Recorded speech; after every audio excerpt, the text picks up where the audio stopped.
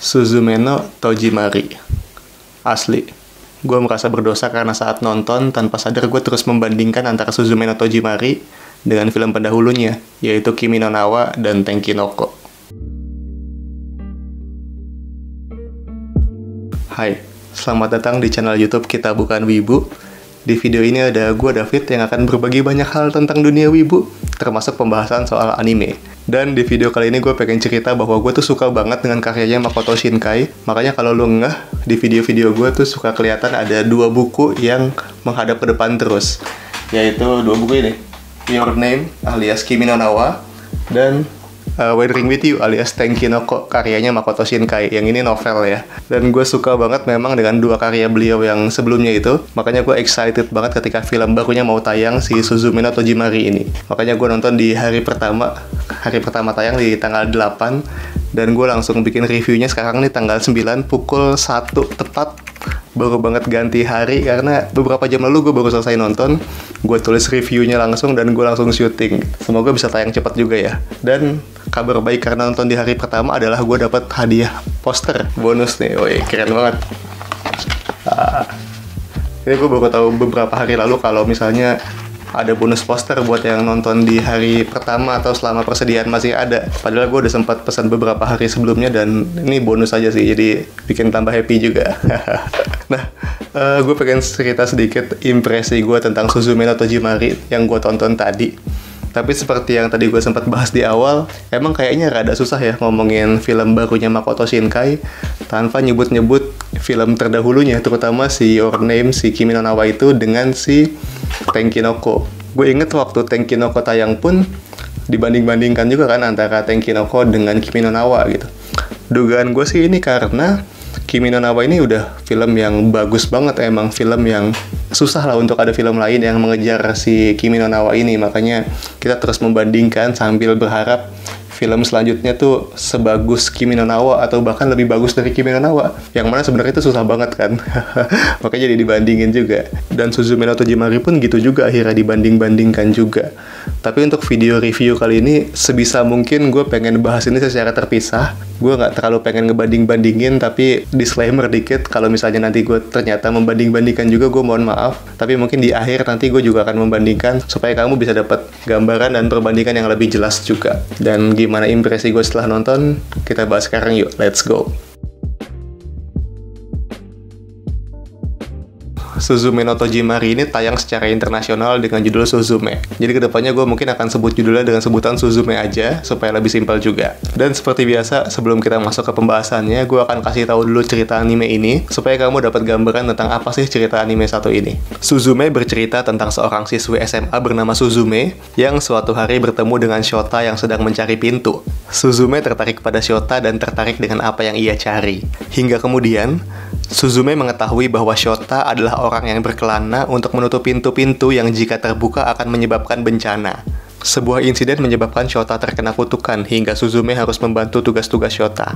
Suzume kemudian melakukan perjalanan bersama Shota untuk membebaskannya dari kutukan sambil mencari pintu-pintu yang bisa mendatangkan bencana. Mereka harus menutup pintu-pintu tersebut karena kalau tidak, jutaan orang bisa mati karena bencana. Beda dari pembahasan anime biasanya, di video kali ini gue gak akan langsung ngebahas soal cerita anime ini gitu. Bagian tentang ceritanya gue simpan untuk belakangan aja nanti. Tapi sebagai gantinya, di sesi ini gue pengen bahas soal karakter-karakter di Suzume. Jujur, gue gak merasakan ikatan emosi yang kuat dengan tokoh-tokoh di Suzume. Tokoh Suzume sebagai tokoh utama tuh terasa kurang memberikan kesan yang kuat buat gue. Segala yang gue dapat tentang dia tuh terasa nanggung semua gitu. Polosnya nanggung, kocaknya nanggung, terus kayak keras kepala dan daya juangnya tuh kurang terlihat gitu lah, nanggung-nanggung aja gitu. Terus Shota sebagai tokoh utama laki-lakinya pun juga nggak terlalu kuat menurut gue kesannya. Kesan yang gue dapat dari dia adalah Shota nih tokoh yang punya sifat baik, tapi terlalu baik gitu. Kayak jadi berasa kurang manusiawi gitu. Dan gak banyak juga adegan yang memperlihatkan tentang sifatnya dia dan apa yang dia yakini. Dan imbasnya menurut gue adalah adegan romance yang tercipta antara Shota dan Suzume terasa kurang mendalam gitu. Gue gak melihat adanya percikan-percikan atau daya tarik-menarik antara Suzume dan Shota sepanjang adegan-adegan di filmnya. Tapi ini mungkin juga terjadi karena mungkin film ini tuh lebih banyak memperlihatkan adegan yang intens, yang terus-menerus tegang gitu. Makanya cinta mereka justru tumbuhnya di tengah kesulitan dan di tengah perjuangan. Tapi balik lagi, gue nggak terlalu melihat hal itu. Terus tokoh-tokoh pendukungnya pun menurut gue pribadi kurang membekas gitu. Satu-satunya tokoh pendukung yang punya momen bagus menurut gue adalah Tamaki, bibinya si Suzume yang ngerawat dia dari kecil gitu. Jadi ada satu adegan di mana Suzume sama bibinya si Tamaki ini cekcok berantem. Terus si Tamaki ini hilaf, dia bilang dia nyesel ngerawat Suzume gitu. Ini adegan yang menarik banget karena di situ Tamaki langsung sadar bahwa dia itu lagi hilaf. Terus menariknya di beberapa adegan kemudian, Tamaki ini ngobrol sama Suzume di kondisi yang menurut gue menarik, bagus. Tamaki bilang bahwa dia memang keterlaluan, dan dia mengakui bahwa ada momen di mana dia berpikir seperti itu, bahwa dia nyesel ada Suzume gitu. Tapi selama merawat Suzume bukan cuma itu doang yang dia rasakan gitu.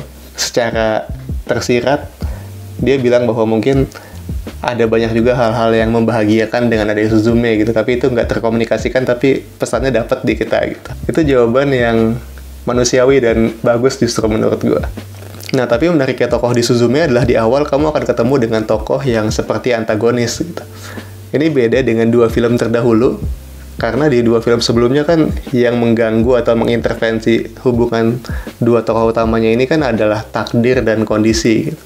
Nah, di sini ada tokoh antagonis yang mungkin akan bikin kamu gregetan juga dan bikin ceritanya jadi greget juga.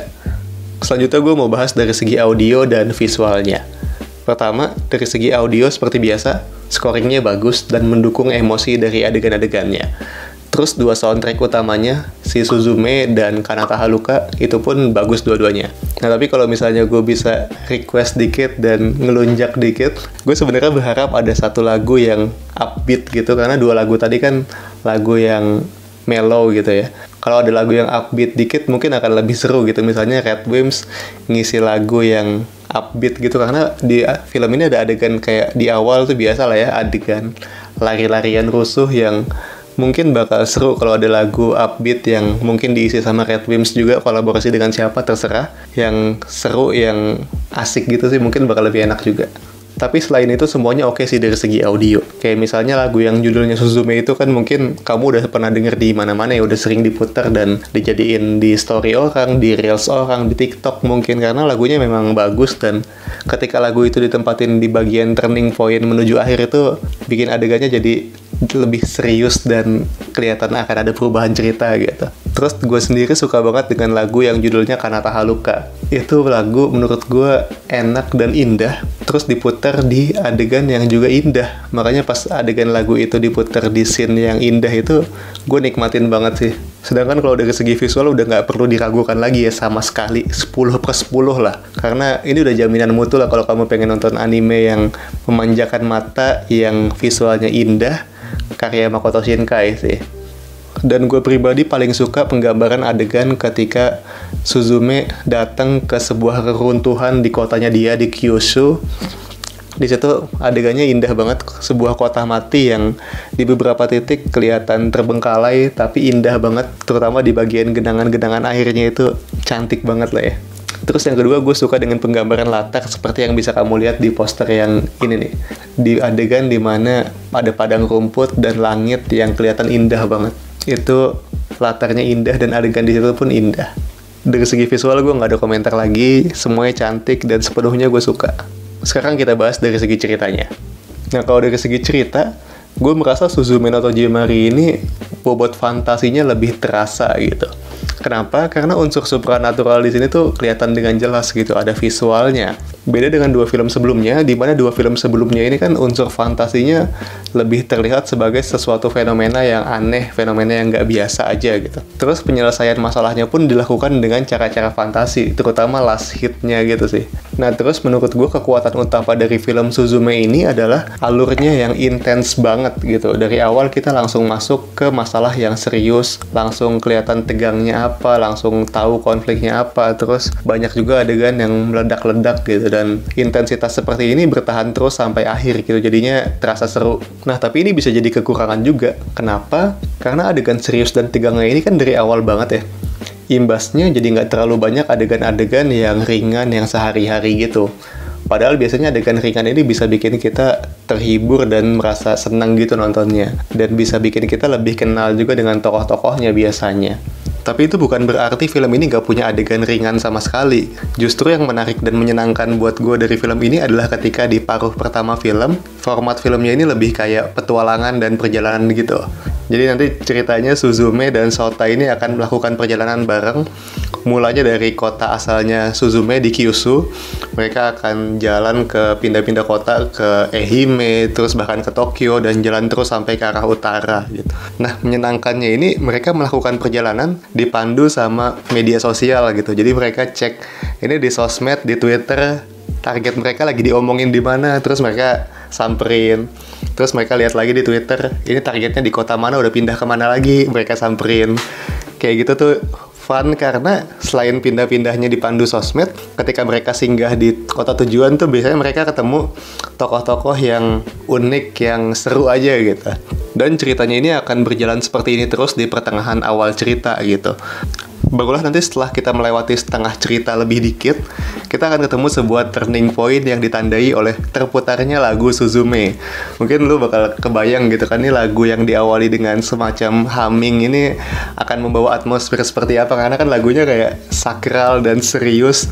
Dan memang ini turning point-nya menurut gue membekas dan keren gitu, karena diperlihatkan Suzume ini harus berjuang dengan sungguh-sungguh sendiri, dan itu keren gitu. Ketika masuk adegan itu seru, makin intens, makin harus serius gitu. Jadi dari titik balik itu sampai terakhir ceritanya udah jadi bagus banget dan makin seru dan memang oke lah gitu. Terus karena ini bagian terakhir, gue mohon izin untuk menyebut Kimi no Na wa dan Tenki no Ko juga sebagai perbandingan supaya bisa jadi benchmark kamu juga.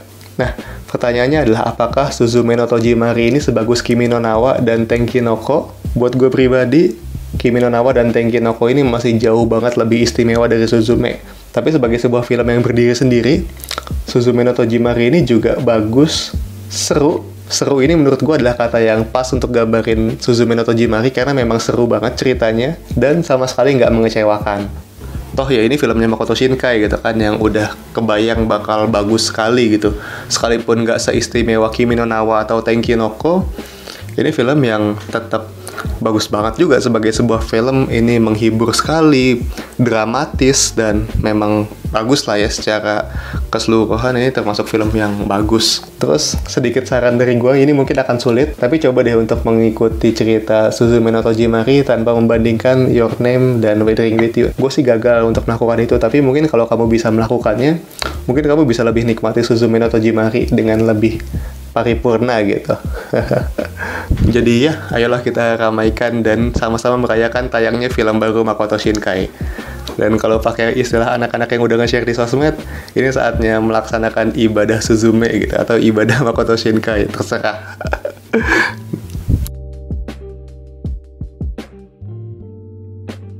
Oke, tadi itu dia pembahasan Suzume no Tojimari versi Kita Bukan Wibu. Sekarang sudah hampir pukul 2 dini hari. Jadi terima kasih buat kamu yang udah nonton video pembahasan Suzume no Tojimari sampai di menit ini. Secara keseluruhan gue masih sangat merekomendasikan kamu untuk nonton Suzume no Tojimari di bioskop. Mumpung ini film tayangnya bukan cuma di CGV gitu, ada di jaringan bioskop lainnya juga termasuk 21 gitu. Jadi mungkin bisa lebih banyak menjangkau teman-teman yang di kotanya nggak ada CGV tapi ada 21. Jadi semoga kamu bisa nonton juga ya. Dan kalau kamu udah nonton juga, jangan lupa tulis kesan kamu tentang Suzume no Tojimari di kolom komentar ya, karena gue pengen baca juga. Sekali lagi makasih banyak buat kamu yang udah nonton video ini. Kalau kamu suka dengan pembahasannya, kamu bisa like. Kalau nggak suka, di dislike pun nggak apa-apa. Tapi kalau pengen support channel ini, silahkan di subscribe dan share video ini juga. Sekali lagi terima kasih teman-teman. Kita ketemu lagi di video selanjutnya. Salam Wibu.